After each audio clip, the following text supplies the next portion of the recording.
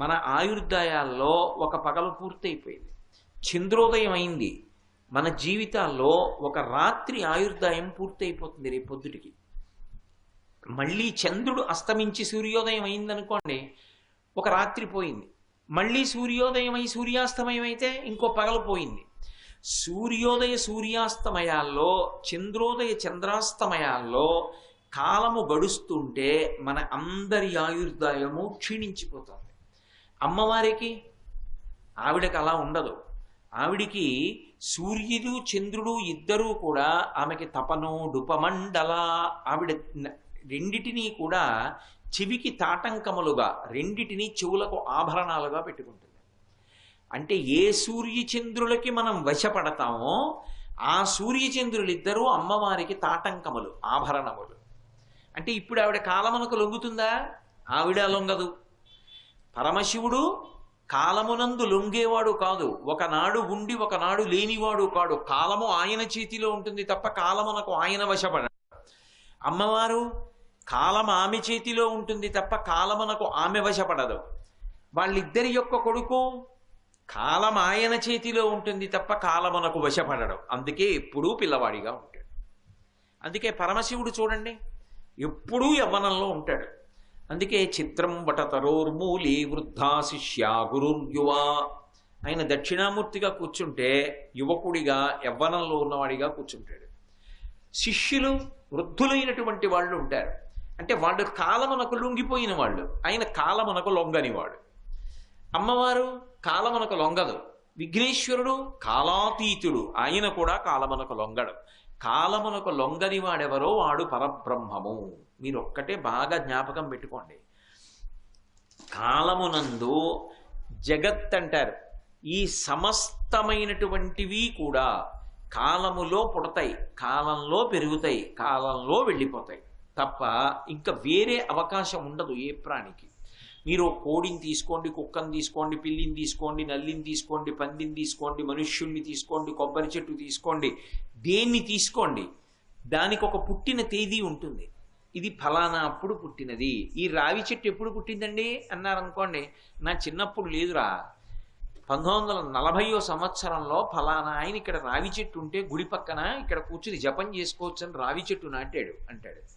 1940 సంవత్సరానికి ముందు రావి చెట్టు లేదు, 1940 సంవత్సరంలో పుట్టింది.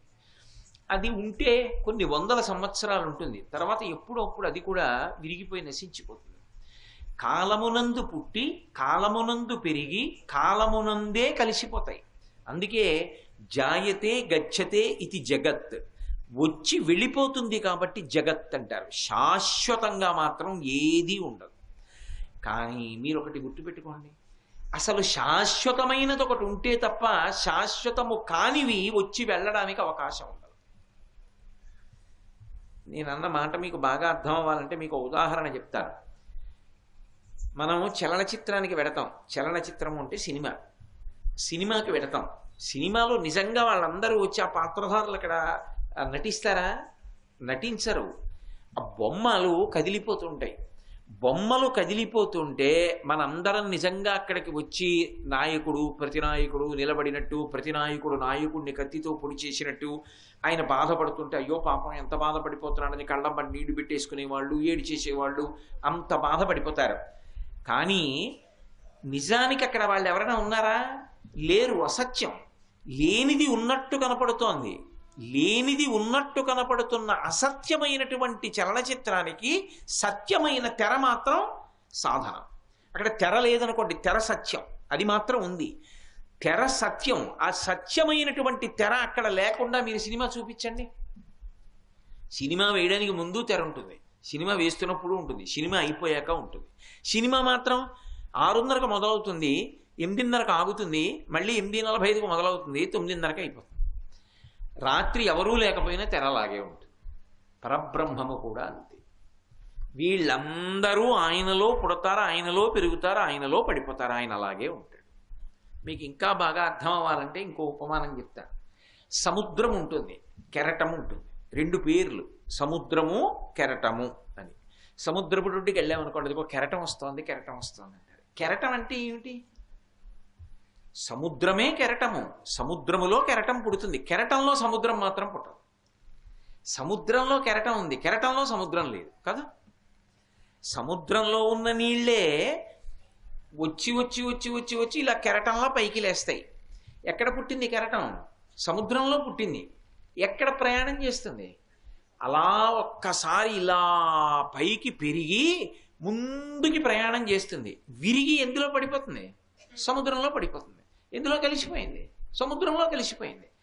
కెరటం పుట్టుక సముద్రంలో, కెరటం పెరగడం సముద్రంలో, కెరటం కలిసిపోవడం సముద్రంలో. అలా ఈ జగత్తంతా కూడా ఎవరిలో పుడుతుంది? పరబ్రహ్మంలో. ఎవరిలో పెరుగుతుంది? పరబ్రహ్మంలో. ఎవరిలో కలిసిపోతుంది? పరబ్రహ్మంలో. పరబ్రహ్మము సత్యము, జగన్మిథ్య. ఇదే శంకరుల యొక్క సిద్ధాంతం. ఆ తెర అని నేను అన్నానే, ఆ శాశ్వతమైనది, అది ఎప్పుడూ ఉంటుంది. దేశకాలములతో దానికి సంబంధం లేదు, ఎప్పుడూ ఉండిపోయేది. అందుకే వేదం ఓ మాట అంటుంది, నత్ర సూర్యో భాతి నచంద్రతారకం నేమా విద్యుతో భాతి కుతో యమగ్ని తమేవ భాంతమనుభాతి సర్వం తస్య భాషా సర్వమిదం విభాతి అంటుంది. ఏదైనా కనపడాలి అంటే సూర్యుడు ఉండాలి. సూర్యుడు వస్తే అన్నీ కనపడతాయి. ఇప్పుడు చీకటి, ఏదో దీపం పట్టుకెళ్ళాను అనుకోండి, కొన్ని కనపడతాయి. సూర్యుడు వస్తే దీపం పట్టుకెళ్ళక్కర్లా, అన్నీ కనపడతాయి. చంద్రోదయం అయితే కొన్ని కనపడతాయి, అన్నీ కనపడవు. చీకటి.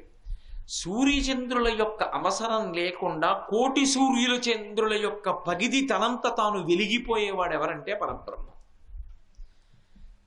మీరు ఒక విషయం, ఏదైనా వస్తువు గురించి తెలుసుకోవాలి అంటే దీపం అవసరం. దీపాన్ని చూడడానికి ఇంకేం తీసుకురావాలి? దీపాన్ని చూడడానికి ఇంకొకటి తీసుకురారు. దీపపు కాంతిలో ఇంకొకటి చూస్తారు, అంతేగాని దీపాన్ని చూడడానికి ఏమంటే ఒకసారి దీపం చూడాలి ఏమైనా పట్టరండి అంటారా? అనరు. దీపాలకి దీపం పరమాత్మ. సూర్యచంద్రుల కన్నా కూడా అతీతమైనటువంటి వెలుగుతో ప్రకాశిస్తూ ఉంటాడు ఆయన. కాబట్టి ఆయన ఒకనాడు ఉన్నవాడు, ఒకనాడు లేనివాడు కాడు, ఎప్పుడూ ఉన్నవాడు వినాయకుడు. ఇది చెప్పడానికి సదాబాల రూప, ఎప్పుడూ బాలుడిగా ఉంటాడు. అంతేనా దాని అర్థం? కాలాతీతుడు, కాలమునకు లొంగనివాడు, పరబ్రహ్మము. అదొక్కటే కాదు, సదాబాల రూప అన్న మాటకు అర్థం ఏంటంటే, మీ అందరూ బిడ్డలను కన్న తల్లులే, అందరూ బిడ్డలున్న వాళ్ళే, మనవలు మనవరాళ్ళని ఎత్తిన వాళ్ళు కూడా కొంతమంది ఉంటారు. పిల్లల యొక్క మనస్తత్వంలో ఉండేటటువంటి లక్షణాలు ప్రధానమైనటువంటివి రెండు ఉంటాయి. ఒకటి, అప్పటికి కోపం వస్తుంది. అప్పటికి కోపం వచ్చిన వాడు ఒక్క క్షణంలో మళ్ళీ మర్చిపోతాడు. అది పిల్లల మనస్తత్వం. వాడే పెద్దవాడు అయ్యాడు అనుకోండి, కడుపులో పెట్టుకుంటాడు. నన్ను వాడండి అప్పుడు ఎప్పుడూ అలా అన్నాడంటాడు. అదే చిన్నపిల్లవాడిగా ఉంటే అప్పుడు కోపం అప్పుడే పోతుంది. ఏదో తాతగారు రాసుకుంటున్నారు, తాత తాత పెన్ను, తాత పెన్ను అంటాడు, ఇమ్మంటాడు. రాసుకుంటున్నాను రా ఇప్పుడు కాదు, అమ్మ వీడిని తీసుకెళ్ళు అంటాడు తండ్రి. కూతురు వచ్చి మనవాడిని తీసుకెళ్ళిపోతుంది. వాడికి కోపం వస్తుంది. కోపం వచ్చి తాతగారు పెన్ను ఇవ్వలేదని అట్నుంచి వచ్చి తాతగారు ఇలా కుర్చీలో కూర్చుని రాసుకుంటున్నాడు అనుకోండి, పక్కకు వచ్చి ఒకటి కొడతాడు ఆ చిన్న చేత్తో, తాత అంటే వాడికి కోపం వచ్చింది. తాత ఇలా చూసి నవ్వి, ఒరే నువ్వు రాసుకో అని ఓ కాగితం ఓ పెన్సిల్ ఇచ్చి రాసుకో అన్నాడు అనుకోండి, తాత తాత అని మురిసిపోయి అక్కడ కూర్చుని రాసుకుంటాడు. ఒకవేళ ఏమీ ఇవ్వలేదనుకోండి, ఇవ్వకపోయినా వాడి కడుపులో కానీ మనసులో కానీ ఉండదు. 2 నిమిషాలు మరిచిపోయి మళ్ళీ తాతగారు పంచి కట్టుకుని ఎక్కడికో పెడుతున్నాడు కదా, తాత అచ్చి నేను వస్తానని వెంటబడతాడు. వాడికి కోపం ఉండదు, ఎప్పుడూ సంతోషంగా ఉంటాడు. అప్పుడప్పుడు కోపం వస్తూ ఉంటుంది, కానీ వెంటనే మర్చిపోతాడు. మీరు గమనించండి, పిల్లలు ఆడతారు, పాడతారు, నవ్వుతారు. వాళ్ళు ఎప్పుడూ మనస్సు ప్రశాంతంగా ఉల్లాసంగా ఉంటుంది కాబట్టి ఏదో ఆడుకుంటారు, ఏదో పాడుకుంటారు, సంతోషంగా ఉంటారు ఎప్పుడు. మనం పెద్దవాళ్ళం అయిపోయిన తర్వాత అలా ఆడగలమా, పాడగలమా, సంతోషంగా ఉండగలమా? అన్నీ ఈశ్వరుడు ఇచ్చినా ఇంకా ఏదో ఇవ్వలేదని నా బోటిగాడు ఏడుస్తూనే ఉంటాడు. నేను మీలాంటి వాళ్ళ గురించి చెప్పట్లేదు. కానీ పిల్లలు అలా కాదు, ఎప్పుడూ సంతోషమే, ఎప్పుడూ ఆనందమే. అది వాళ్ళ లక్షణం. రెండోది, వాళ్ళు పరతంత్రులై ఉంటారు. వాళ్ళు ఎప్పుడు వాళ్ళకి కావలసింది ఏమిటంటే, అమ్ముందా లేదా, నాన్నగారు ఉన్నారా లేరా. ఒకవేళ నాన్నగారు లేరనుకోండి, అమ్ముందా, అమ్మ ఎక్కడికో వెళ్ళింది అనుకోండి, నాన్నగారు ఉన్నారా. అమ్మ నాన్నగారు ఉన్నారనుకోండి, ఆ ఊరు కాకపోయినా పర్వాలేదు. హైదరాబాదులో ఉండే పిల్లలు తల్లితో కలిసి కాకినాడ వచ్చారనుకోండి, వాళ్ళకి అది హైదరాబాదా కాకినాడ అనవసరం, అమ్మతో ఉన్నావా లేదా అదొక్కటే. అమ్మ కనపడలేదు అనుకోండి, వాడు ఒప్పుకోడు. అమ్మ నాన్నగారు ఉంటే చాలు, వాళ్ళు అన్నిటికీ వాళ్ళ మీదే ఆధారపడతారు. ఆకలేసింది అమ్మ, బయటికి వెళ్ళాలి అమ్మ, స్నానం చేయాలనిపించింది అమ్మ, చేతులు కడుక్కోవాలి అమ్మ, ఆఖరికి వాడు మల విసర్జన చేసుకుంటే వాళ్ళ వాడి అవయవాలు కూడా వాడు శుభ్రం చేసుకోలేడు, అమ్మ అమ్మ అంటాడు. అన్నిటికీ అమ్మ ఆధారపడి ఉంటాడు పిల్లవాడు. అలా సదాబాల రూప, ఎప్పుడూ పిల్లవాడిగా ఉండడము అన్న మాటకు అర్థం ఏమిటంటే, ఆయన మనం తప్పు చేసినా కూడా మనసులో పెట్టుకునే లక్షణం ఉన్నవాడు కాడు. పిల్లలు చూడండి, ఒరే నాట్యం చెయ్యి అంటే నాట్యం చేస్తారు. వాళ్ళకి సంతోషం వచ్చింది అనుకోండి, గంతులేస్తారు. మీరు ఒక్కటి ఆలోచించండి, నృత్యం చెయ్యడం అని చెప్పి ఒక ప్రత్యేకమైనటువంటి కళ. నృత్యం చేయడానికి సాధారణంగా సిద్ధాంతం ఏమిటి అంటే, శరీరం దానికి సహకరించేదిగా ఉండాలి. ఒళ్ళు కొంచెం సన్నగా ఉందనుకోండి, ఒంట్లో ఓపిక ఉందనుకోండి, అప్పుడు నృత్యం చేయగలరు. ఎంత పెద్ద నృత్య కళాకారినైనా 70 ఏళ్ళు వచ్చేసిన తర్వాత నృత్యం చేయండి మీరు చేసేవారు కదా ఒకప్పుడు అంటే చేయలేదు ఆవిడ డీలా పడిపోతుంది, ఇంకా సహకరించదు. గాత్రం పాడగలరేమో కానీ నృత్యం చేయలేరు, చాలా కష్టం, అది శరీరం సహకరించాలి. బాగా స్థూలకాయుడు ఉన్నాడు అనుకోండి, బాగా లావుగా ఉండి పొట్టిగా ఉన్నవాడు ఉన్నాడు అనుకోండి, ఆయన వచ్చి కూచిపూడి నృత్యం చేస్తాడన్నారు అనుకోండి, ఆయన నృత్యం చేస్తుంటే పొట్ట అవి ఊగుతున్నాయి అనుకోండి, నవ్వుతారా? చాలా బాగా చేస్తున్నారండి నృత్యం అంటారా? నృత్యం అంటే ఎవరిని తీసుకొస్తారు నృత్యానికి? మెరుపు తీగలా సన్నగా ఉండి చక్కగా ఆంగికం అంటే శరీరం దానికి అనుగుణంగా కదిలి గబగబా వేదిక మీద తిరిగి నర్తన చేయగలిగితేనే నృత్యం చేస్తారు, అంతేగాని ఇంత లావునున్న వాళ్ళు నృత్యం చేయరు. కానీ మీరు గమనించండి, పిల్లల దగ్గరికి వచ్చేటప్పటికి పిల్లవాడు బక్కగా ఉన్నాడు అనుకోండి, ఏమంటాం? ఏమిటి వాడు ఏం తిండా పాపం అలా ఉన్నాడు ఏంటండి సన్నగాను అంటాం. పిల్లలు బొద్దుగా ఉన్నారనుకోండి, బాగున్నాడే పిల్లాడు బొద్దుగా భలే బాగున్నాడు అంటారు. 25 ఏళ్ళు వచ్చిన తర్వాత లావుగా బొద్దుగా ఉన్నాడు అనుకోండి, ఏమయ్యా రోజు కాసేపు నడవకూడదు అలా అయిపోతున్నావు అంటారు. పసితనంలో బొద్దుగా ఉంటేనే అందం. అసలు బొద్దుగా ఉన్నటువంటి పిల్లాడు ఎవరు లోకంలో? విఘ్నేశ్వరుడు ఒక్కడే. చాలా అందంగా అనిపించే పిల్లవాడి రూపము అనాలంటే విఘ్నేశ్వరుడు వినా ఇంకొకడు లేడు అసలు దేవతల్లో. పిల్లలు బొద్దుగా ఉండి ఆడుకుంటున్నారు అనుకోండి, వెంటనే వెళ్ళి ఎత్తుకుని బొగ్గ ఇలా గిల్లి కొబ్బరి ముక్కలా భలే ఉందిరా అని బొగ్గ పీలగా ఉన్నాడు అనుకోండి, ఏమమ్మా ఏం అన్నం తిందా ఏమిటి అలా ఉన్నాడు ఏంటి ఆ పిల్లాడు అంటాం. అదే సన్యాసి సన్నగా ఉన్నారనుకోండి, పాపం ఆయన ఉపవాసాలు వ్రతాలు చేస్తారు. కొందరు సన్యాసులు కఠోరమైన నియమాలు పాటించినప్పటికీ కూడా లావుగా ఉంటారు. దాని అర్థం నేను వాళ్ళని చిన్నబుచ్చడం కానీ వాళ్ళని తక్కువ చేస్తున్నానని మాత్రం కాదు. సన్యాసాశ్రమం మహోత్కృష్టమైనటువంటి ఆశ్రమం, నేను అలా దాన్ని తక్కువ చేస్తున్నానని మీరు అనుకోకూడదు. పిల్లలు బొద్దుగా ఉంటే ముద్దుగా ఉంటారు. దేవతా స్వరూపాలన్నిటిలోనూ బొద్దుగా ఉండే ముద్దైన పిల్లాడు ఎవరంటే విఘ్నేశ్వరుడు ఒక్కడే. ఆయన లంబోదరం. పిల్లలకి నాట్యం చేసే అలవాటు, పాటలు పాడే అలవాటు ఉంటుంది. విఘ్నేశ్వరుణ్ణి చూడండి, నాట్యం చేస్తాడు. సాధారణంగా నాట్యం ఎప్పుడు చేస్తారు? మనసు బాగా ఉల్లాసంగా సంతోషంగా ఉందనుకోండి, అప్పుడు నాట్యం చేస్తారు. ఏడుస్తూ కూర్చుని ఉన్నాడు అనుకోండి, అప్పుడు నాట్యం ఏం చేస్తాడు వాడు? ఆయన నృత్య గణపతి అని ఒక గణపతి స్వరూపం ఉంది. ఎందుకు నృత్యం చేస్తాడంటే, ఒకానొకప్పుడు చంద్రుడు తప్పు చేశాడు. ఆయన చంద్రలోకానికి వెడితే నేను అందంగా ఉంటాను, ఆయన బొద్దుగా ఉన్నాడు, మరుగుజ్జు రూపంలో ఉన్నాడని ఆయన్ని చూసి నవ్వాడు. నేను లోపల లోకాల్ని అనుగ్రహించే మంచితనంతో ఉంటాను, నా అందం లోపలి అందం. నువ్వు పైకి అందంగా ఉన్నానని అహంకారానికి పోయావు. అహంకారం చెడ్డ గుణం, నీకు లోపలి అందం లేదు. అందుకు నీ శపించాడు, నిన్ను చూస్తే అపనిందలు వస్తాయి. ఆయన శపించింది చంద్రుణ్ణి. చంద్రుడు బుద్ధి తెచ్చుకుని ఆయన దగ్గరికి వచ్చి నాది పొరపాటు అయిపోయింది, ఇంకెప్పుడు నేను ఇలా ఎవరిని చూసి నవ్వనన్నాడు. అంటే విఘ్నేశ్వరుడు అనుగ్రహించాడు. సరే నిన్ను చూస్తే అపనిందలు రావు. ఒక్క భాద్రపద మాసంలో శుక్లపక్షంలో చవితి నాడు నేను వరసిద్ధి వినాయకుడిగా అవతారం స్వీకరించిన రోజున నువ్వు ఏ రోజు నవ్వావో ఆ ఒక్క రోజు చూడకుండా ఉంటే చాలు. ఒకవేళ వినాయక వ్రతం చేసుకున్నా, వ్రతాక్షతలు తల మీద వేసుకున్నా, చూసినా కూడా పర్వాలేదు అని దానికి మళ్ళీ ఆ మినహాయింపునిచ్చాడు. అప్పుడు ఎవరు సంతోషించాలి? నిజానికి అమ్మయ్యా నా శాపం పోయిందండి అని చెప్పి చంద్రుడు సంతోషించాలి. సంతోషించి ఆనందం పట్టలేక ఆయన గంతులేసి నాట్యం చేయాలి. చంద్రుడు తప్పు తెలుసుకుంటే సంతోషించి గంతులేసి నాట్యం చేసిన వాడు ఎవరు? విఘ్నేశ్వరుడు. నృత్య గణపతి అని ఒక స్వరూపం. ఆయన నృత్యం చేస్తుంటాడు గణపతి. ఆయన నృత్యం చేయడం ఏమిటి అంటే అవతలవాడు తప్పు తెలుసుకుంటే ఆయన సంతోషపడిపోతాడు. అంతేగాని నువ్వు తప్పు చేసావు కాబట్టి ఒక్కనాటికి నిన్ను క్షమించనండవు. స్వామి నాది తప్పు అయిపోయింది అంటే చాలు మురిసిపోతాడు. అందుకే అందరికన్నా సులభుడు ఎవరంటే ఆరాధనలో విఘ్నేశ్వరుడే. మీరు పసుపు ముద్ద తెచ్చి ఇలా పెట్టారనుకోండి, దానికి ఒక బొట్టు పెట్టారనుకోండి, అంతే, అదే విఘ్నేశ్వరుడు. దానికి మూర్తి కానీ పూర్ణకుంభం కానీ ఏం అక్కర్లేదు. సాధారణంగా మూర్తి పెట్టకపోతే కలశ పెడతాం, కలశ కూడా అక్కర్లేదు. ఓ ఆకేసి ఇంత పసుపు ఇలా ముద్ద చేసి పెట్టి దానికి ఒక బొట్టు పెట్టారనుకోండి, అది విఘ్నేశ్వరుడు అంతే. ఎందుకంటే పార్వతీదేవి ఒంటికి పసుపు నలుగు పెట్టుకు తీసిన ప్రాణప్రతిష్ఠ చేసింది కాబట్టి ఇప్పటికే పసుపు ముద్ద అక్కడ పెట్టి ఆవాహయామి అంటే వచ్చేస్తాడు. అంత తేలికగా వస్తాడు, అంత తేలికైన పూజ పొందుతాడు. ఆయనకి చాలా తేలికగా పూజ చేయడానికి అవకాశం ఉన్నంతగా ఎక్కడా ఎవరి విషయంలో ఉండదు. ఆయన గరికతో పూజ ఇష్టపడతాడు. గరిక దొరకంది ఎక్కడ నాకు చెప్పండి?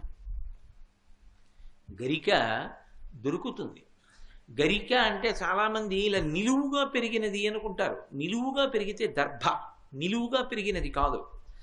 శతమూల శతాంకుర సర్వగుంహరతు మే పాపం దుర్వాదు స్వప్ననాశిని అంటారు. దుర్వాంకురములు అంటారు. ఏ గరికతో పూజ చెయ్యాలి అంటే నేల మీద పాకుతుంది గరిక. చూడండి, ఇలా ముందుకు వస్తుంది, వేర్లు దింపుకుంటుంది. ఇలా కొంచెం ముందుకెడుతుంది, వేర్లు దింపుతుంది. ఇంకొంచెం ముందుకెడుతుంది, వేర్లు దింపుతుంది. మీరు ఒక ఒడ్డున పట్టుకొని ఇలా పైకి ఎత్తారనుకోండి, పక్కపక్కనే వేర్లకి మట్టితో తీగలా పైకి లేస్తుంది. ఆ గరిక, దాన్ని దుర్వా అంటారు. పైకి లేచిందనుకోండి దర్భ, అది కుష అంటారు. అవి దర్భల కట్ట కింద ఉపయోగపడతాయి. ఆ గరిక కాదు. ఏ గరికతో పూజ చేయాలి అంటే నిజానికి నేల మీద పాకిన గరిక శ్రేష్టం. అది ఎందుచేత అంటే వంశాభివృద్ధిని సూచిస్తుంది. నేను మా నాన్నగారికి కొడుకుని, ఒకప్పుడు బ్రహ్మచారిని. కానీ మా నాన్నగారికి ఏముంటుంది కోరిక? నా వంశం వృద్ధి చెందడం చూడాలి, నాకు మనవడు పుడితే చూడాలని ఆయన అనుకుంటారు కదా. నేను ఎప్పుడూ బ్రహ్మచారిగా ఉండిపోయాను అనుకోండి, మా నాన్నగారికి బాధగా ఉంటుందా ఉండదా? వాడు పెళ్లి చేసుకోలేదు, నేను వంశం చూడలేదు, ఉన్నది ఒక్క కొడుకు లేదా ఇద్దరు కొడుకులు, ఆ కొడుకు ఒకడు పెళ్లి చేసుకోలేదు, నా వంశం పెరగట్లేదని బెంగపెట్టుకుంటారు. నేను పెళ్లి చేసుకుని నేను కొడుకునికి అన్నాను అనుకోండి, ఇంతకుముందు మా నాన్నగారు, తర్వాత నేను కొడుకు, ఇప్పుడు నేను నాన్నగారు, నా కొడుకు, తర్వాత నా కొడుకు పెళ్లి చేసుకున్నాడు. నా కొడుకు పెళ్లి చేసుకుని అలా ఉంటే నాకు సంతోషంగా ఉంటుందా? వాడికో కొడుకు పుట్టాలి, వాడు నాన్నగారు. ఇప్పుడు ఒకడు కొడుకు నాన్నగారు, ఇది గరిక. వేళ్ళుంటాయి, తండ్రి ముందుకొచ్చింది, కొడుకు మళ్ళీ వేళ్ళు పెట్టింది, ముందుకెళ్ళింది. అందుకే పిల్లలు లేని వాళ్ళు ఇప్పటికీ కూడా వేదంలో ఒక విషయం ఉంది. పిల్లలు లేని వాళ్ళు స్నానం చేసి ఒక్కసారి ఆ మంత్రంతో గరికని ముట్టుకున్నా, ఆ గరికని పరిశుభ్రంగా తీసుకొచ్చి తల మీద పెట్టి స్నానం చేసినా పిల్లలు పుడతారు. నేను చెప్పట్లేదు సుమండి, వేదంలో ఉంది ఆ విషయం. అటువంటి గరికతో పూజ చేస్తే చాలు, ఆయన సంతోషపడిపోతాడు. ఇప్పటికీ లోకంలో శాస్త్రం ఏమిటంటే, ఎప్పుడైనా సరే ఏదైనా అకస్మాత్తుగా చూడకూడనిది చూసామనుకోండి, అలా చూడకూడదు, పాపం జరిగింది. ఎలా? ఇప్పటికిప్పుడు స్నానం చేయడానికి అవకాశం లేదు, ఎలాగ మరి? చాలా దోషభూయిష్టమైన విషయం చూశానే, ఈ పాపం పోవాలంటే అనుకున్నాను అనుకోండి, వెంటనే ఏమిటంటే గరికని ముట్టుకుంటే చాలు, పోతుంది. తీవ్రమైనటువంటి పీడకలు వచ్చిందనుకోండి, ఆ పీడకల పరిహారం అవ్వాలనుకోండి, ఏ అభిషేకమో చేయించుకోవాలి. శక్తి లేదనుకోండి, మీరు అన్ని పూజలు చేయించుకున్నట్టే. స్నానం చేసి ఒకసారి గరికని ముట్టుకుంటే చాలు, స్నానం చేయకపోయినా చెప్పులు ఇప్పి గరికను ఒకసారి ముట్టుకుంటే చాలు. అందుకే శతమూలా శతాంకురా సర్వగం హరతు మే పాపం దుర్వాదు స్వప్ననాశిని. ఓ శతమూలా శతాంకురా, నువ్వు అనేకమైన వేర్లతో ముందుకెడుతూ ఉంటావు, అటువంటి అంకురా నిన్ను ముట్టుకుంటున్నాను. దీనివల్ల ఏమవుతోంది? సర్వగుం హరతు మే పాపం, నా పాపములన్నీ పోతున్నాయి. దుస్వప్ననాశిని, దుస్వప్నములు పీడకలల యొక్క ఫలితము పోతోంది. అటువంటి గరిక విఘ్నేశ్వరుడి పాదముల మీద వేసి తీసి కళ్ళకద్దుకుని తల మీద పెట్టుకున్నారనుకోండి, విఘ్నములనన్నిటినీ కూడా తీసేస్తాడు. రెండు, సింధూరం తీసి ఆయన గండస్థలానికి ఇలా అలదారనుకోండి. సాధారణంగా విఘ్నేశ్వర పూజ చేసేటప్పుడు ఏం చేస్తారంటే అంత పూజ చేస్తారు, కానీ ఆయన బొగ్గలకి సింధూరం రాయరు. అలా పూజ చెయ్యకూడదు అని శాస్త్రం. మిగిలిన వాళ్ళకి బొట్టు పెడతాం, విఘ్నేశ్వరుడికి కూడా బొట్టు పెడతాం, కానీ విఘ్నేశ్వరుడికైతే గండస్థలం మీద ఈ రెండు పక్కల కొంచెం సింధూరం రాసి పూజ చేయాలి. హనుమకైతే పాదముల మీద సింధూరం వెయ్యాలి. పూజకి మొట్టమొదటి వాడెవరో ఆయనకి సింధూరంతో పూజ ముందు గండస్థలానికి అంటే బుగ్గలకి రాస్తాం. చిట్ట చివర మంగళహారతి దగ్గర హనుమ ఆయన పాదముల మీద సింధూరం వేస్తాం. పూజ మొదటి వాడికి పూజ చివరి వాడికి సింధూరంతో పూజ ఉంది, ఇంకా మధ్యలో లేదు. అమ్మవారికి వాళ్ళకి పాపట ప్రారంభంలో సింధూరం పెడతారు. అందుకే శృతి సీమంత సింధూరి కృతపాదబ్జధూళిక అని లలితా సహస్రంలో నామం. అదే ప్రాతస్మరామి గణనాథ మనాథ బంధుం సింధూరపూర పరిశోభిత గండ యుగ్మం ఉద్దండ విఘ్న పరిఖండ నచండ దండ మాఖండలాది సురనాయక బృంద వంద్యం అని ఇప్పటికీ శ్రీశైలంలో సుప్రభాతం జరిగితే మొట్టమొదట ఈ శ్లోకం చెప్తారు. ప్రాతస్మరామి గణనాథ మనాథ బంధుం, ప్రాతస్మరామి తెల్లవారుజామున నేను మొట్టమొదట విఘ్నేశ్వరుణ్ణి స్మరిస్తున్నాను. ఆయన అనాథనాథుడు. అనాథనాథం ఎటువంటి వాడు అంటే ప్రాతస్మరామి గణనాథ మనాథ బంధుం సింధూరపూర పరిశోభిత గండ యుగ్మం, సింధూరము రెండు బుగ్గలకి వ్రాయబడినవాడు. బుగ్గల మీద సింధూరం ఉండాలి. అందుకే మా కాకినాడ అయ్యప్ప స్వామి దేవాలయంలో విఘ్నేశ్వరుడైతే పూర్తిగా సింధూరమూర్తిగా ఉంటాడు, సింధూరంతో అలంకారం చేస్తాడు, మహాప్రసన్నుడై ఉంటాడు అలా ఉంటే. కాబట్టి సింధూరపూర పరిశోభిత గండ యుగ్మం ఉద్దండ విఘ్న పరిఖండ నజండ దండ మాఖండలాది సురనాయక బృంద వంద్యం అంటాం. పూజ చిట్ట చివరవాడు పవమానసుతుడు పట్టు పాదారా విందములకు నీనా మా రూపములకు జయ జయ మంగళం నిత్య శుభమంగళం. పవమానసుతుడు పట్టు పాదారా విందములకు హనుమ. ఆ హనుమ పేరు చెప్తే హనుమకి మళ్ళీ సింధూరంతో పూజ.